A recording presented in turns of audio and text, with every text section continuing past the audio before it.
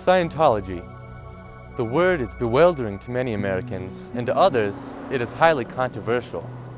The media in the past decades has blasted the religion, claiming that it's merely a hoax or a scam. Yet church membership has grown exponentially, and it is now estimated that there are over 10 million members worldwide. Celebrities from Tom Cruise to John Travolta swear by it. What is it that attracts people to this religion? Why do they believe what they believe?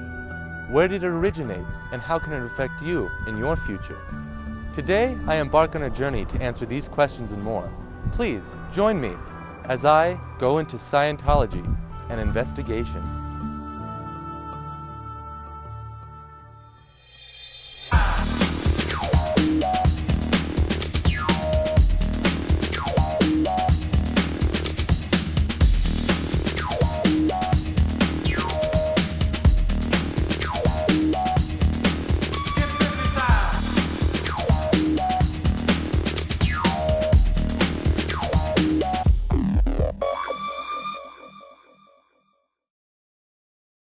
My journey begins at a local library where I conducted research on the founder of Scientology.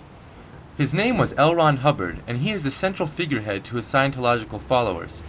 Apart from developing almost every aspect of Scientology, Hubbard was an accomplished science fiction writer who published a number of successful novels.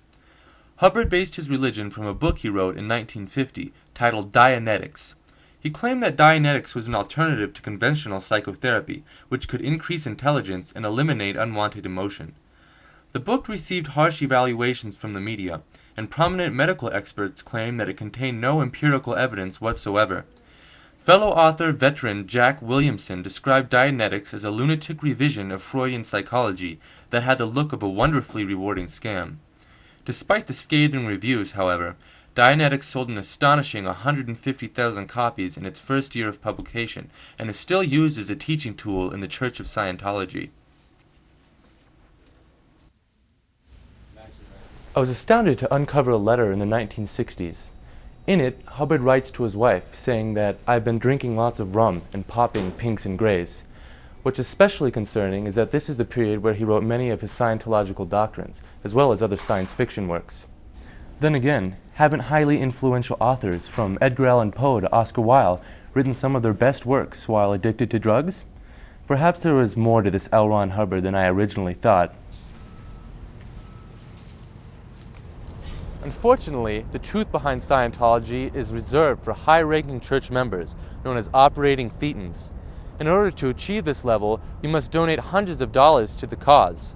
Once you do achieve it, however, you're granted special study of Hubbard's classified doctrines. Fortunately, as a Colorado insider, I've been granted 3 exclusive interviews with local Scientologists. Today, I'll learn about some fundamental beliefs of Scientology. It's a series of events that relates the origins of the religion, or as Scientologists call it, Incident 2.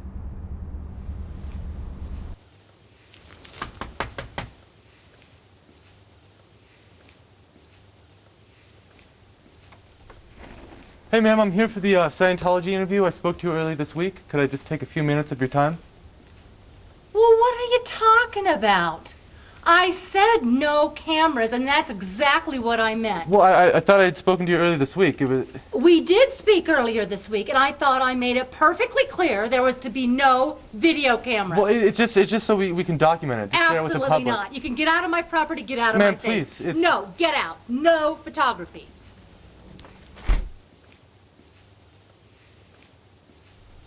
Well, unfortunately, that did not go as well as I had planned. Some Scientologists are very averse to any media interaction. Luckily, my next 2 interviews about Incident 2 are much more willing to share their beliefs with me. And we've got it all on tape. So come join me, learn about Scientology and Incident 2.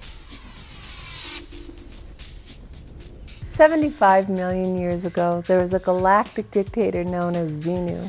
Xenu ruled over the Galactic Confederacy, which consisted of 76 planets and 26 stars. The worlds he ruled were overpopulated by billions of aliens. Billions of aliens. Let's just say that Xenu had ambition. Conspiring with psychiatrists, Xenu tricked these aliens into boarding DC-8 spacecrafts. Douglas DC-8 spacecrafts. Which are exactly like the ones that we have here on Earth. Wait, so you're telling me that billions of aliens just surrendered to Xenu without even questioning him, and they just got onto his space planes? Well, Xenu was treacherous. He used the excuse that they were being collected for income tax inspection. Well, as you probably know, Xenu had something a little more sinister planned for his alien subjects. As soon as the aliens boarded the spacecrafts, Xenu injected them with a mixture of alcohol and glycol. They were immediately paralyzed. Then he flew them across the galaxy to a planet called Tijak. You might know it as Earth. Here, the aliens were stacked around active volcanoes, and Xenu soon lowered hydrogen bombs into the volcanoes. Xenu soon lowered hydrogen bombs into the volcanoes. At the push of a button, The push of a single button, Xenu simultaneously detonated the hydrogen bombs and soon incinerated all of the aliens. Oh, there's more. the souls of the late aliens called Thetans soared towards the sky. Here, Xenu imprisoned them using an electronic soul vacuum. Using an electronic soul vacuum Then he transported the souls to massive 3D theaters. that he had already built on Earth. Here, Xenu imprisoned them. Here, they were forced to watch religious propaganda Religious propaganda. for 36 days. The aliens became brainwashed with Christ, the crucifixion, Buddha. Muhammad, and other such falsehoods. When the aliens left the theater, they clustered together and soon Grouped into the bodies of the other remaining aliens on Earth. these became known as body Thetans. And in essence, all the people on Earth All humans. are body Thetans. So, what happened to Xenu?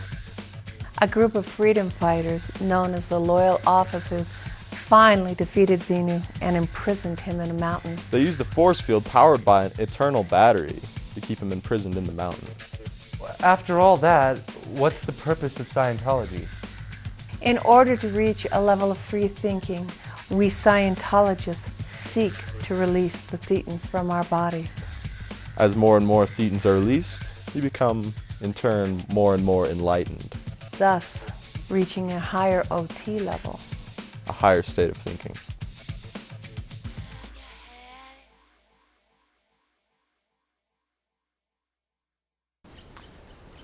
The information I was given about Incident 2 left me with more questions than answers.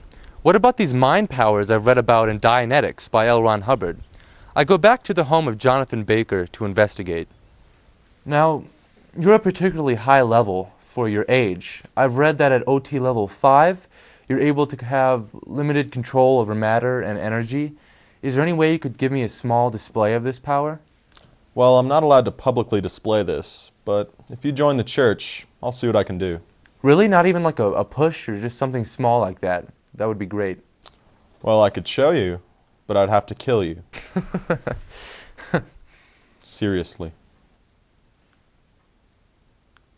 The information I was given by the last Scientologist left me skeptical, to say the least. In an attempt to substantiate their claims, I've scheduled an interview with a local aviator and geologist. Hopefully, they'll be able to lend some insight into the legitimacy of the religion.